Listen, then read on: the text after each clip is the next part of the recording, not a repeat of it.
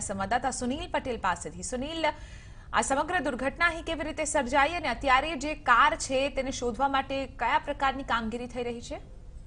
ચિત્રા, મહત્વની વાત કરવામાં આવે તો કુરેજા નજીકની જે નર્મદાની મુખ્ય કેનાલ છે તેમાં જ કાર ખાબકી છે। લગભગ 10 વાગ્યાની પહેલાનો આ ઘટના છે, પરંતુ એક વાત ચોક્કસ છે કે હજુ સુધી તંત્ર દ્વારા, વહીવટી તંત્ર દ્વારા કોઈ પણ પ્રકારની એવી કાર્યવાહી કરવામાં નથી આવી કે કેનાલમાં ડૂબેલી કારને બહાર કાઢી શકાય। પરંતુ જે અહીંયાના સ્થાનિક લોકો છે, આસપાસના ગામના લોકોના હજારો લોકોના ટોળા છે, ક્યાંક ના ક્યાંક આસપાસના વિસ્તારની કોઈ કાર હોય એવું અનુમાનિત લોકો જે સ્થાનિક તરવૈયાઓ કેનાલમાં હાલ પડ્યા છે અને જે કેનાલમાં કાર ખાબકી છે તેને બહાર કાઢવાની શોધખોળની કાર્યવાહી હાથ ધરી છે।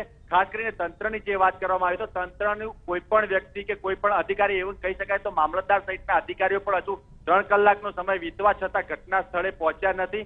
માત્ર ને માત્ર 108ની જે ટીમ છે એ અહીંયા હાજર છે અને કેટલીક પોલીસની ટીમ છે એ માત્ર અહીંયા હાજર છે, પરંતુ જે બચાવ કામગીરી કહી શકાય માત્ર સ્થાનિકો દ્વારા કરવામાં આવી રહી છે। જે ખાસ પ્રકારની ફાયર બ્રિગેડની ટીમો હોય છે, જે ફાયર બ્રિગેડની આ ઘટનાઓમાં કામગીરી હોય છે, માત્ર ને માત્ર દેખાવા પૂરતા કાં તો કહી શકાય તો બિલકુલ આની જે કામગીરી છે એ શંકાના ઘેરાવામાં આવી છે। ચિત્રા, બિલકુલ આભાર સુનિલ, સમગ્ર મામલે જાણકારી આપવા બદલ।